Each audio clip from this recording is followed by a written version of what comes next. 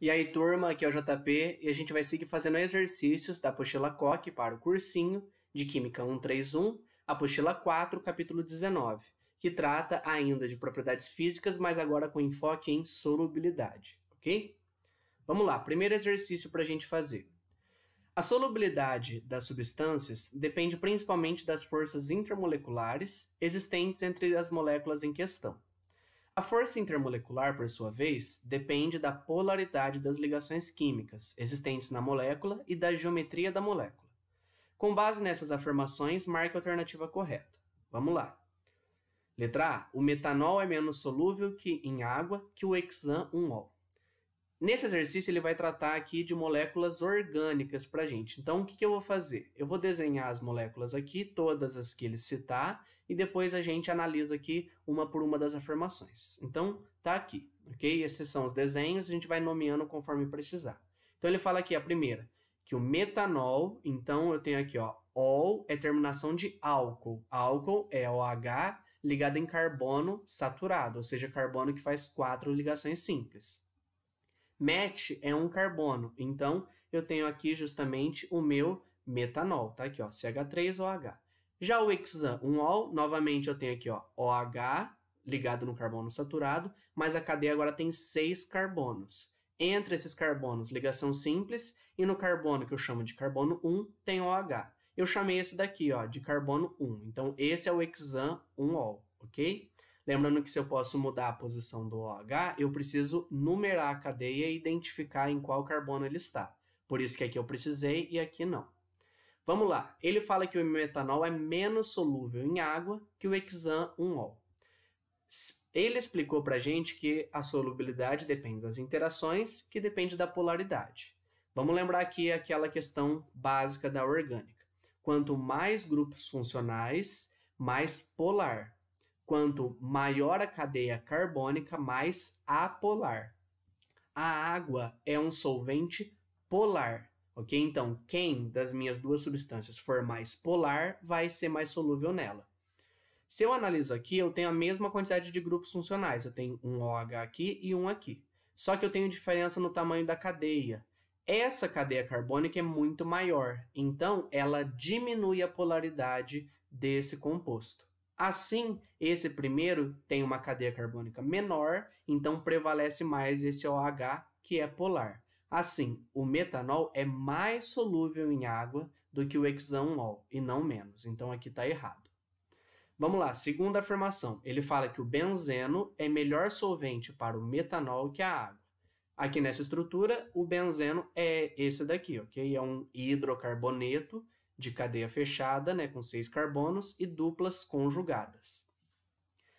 O benzeno é um solvente apolar. Então, aqui ele está falando de metanol em benzeno e metanol em água.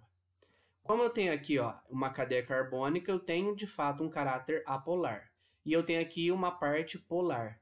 Essa parte polar é muito mais intensa do que esse pedaço aqui no metanol. Então, se o metanol tem que escolher com quem ele interage, né? Se eu pego assim, água e benzeno e jogo o metanol vai preferir interagir com a água e não com o benzeno. Então, aqui ele fala que o benzeno é melhor solvente. Não é, ele é um pior solvente para o metanol.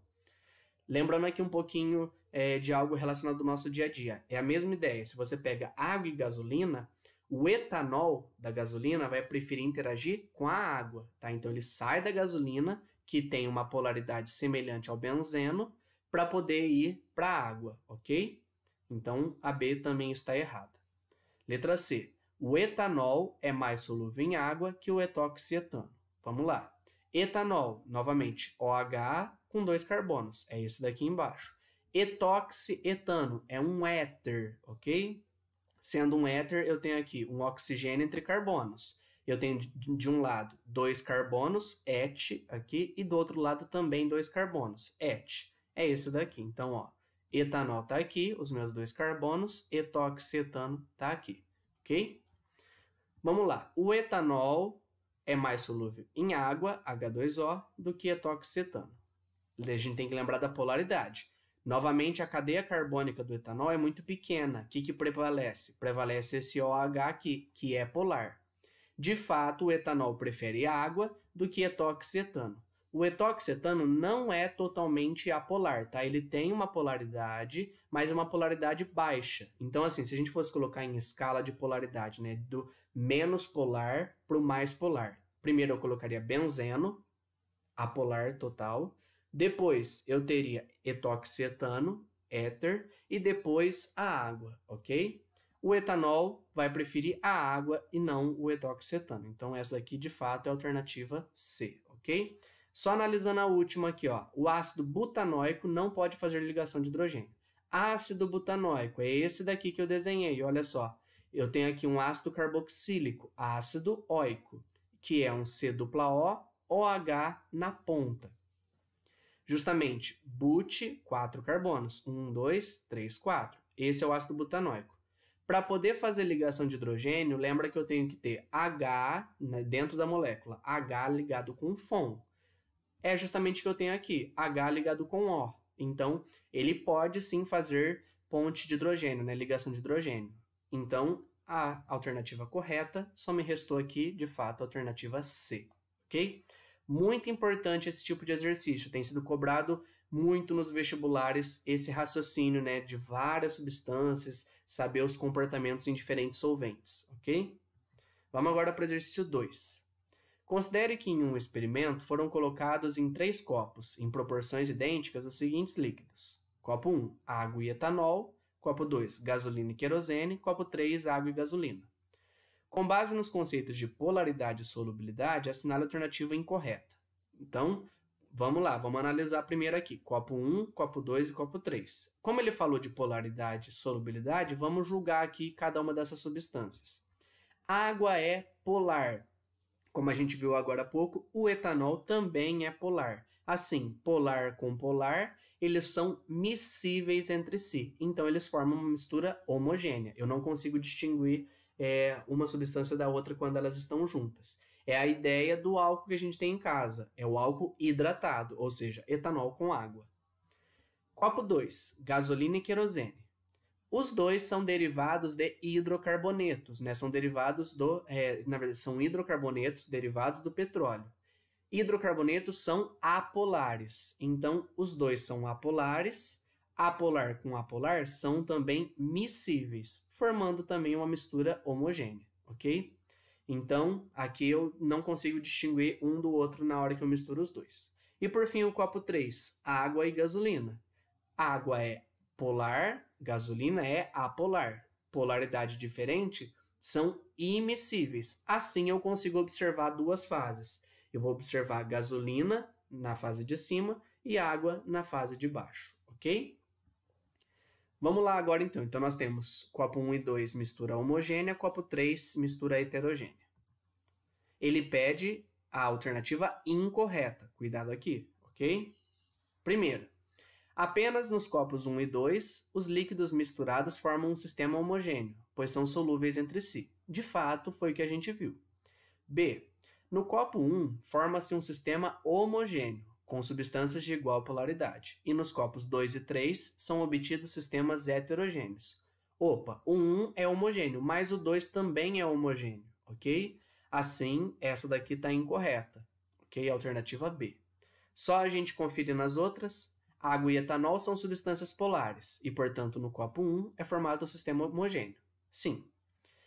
Quando o solvente é polar e o soluto apolar, ou vice-versa, não existe tendência para que haja solubilização. De fato, polaridades diferentes. Não segue aquele negócio do semelhante dissolve semelhante.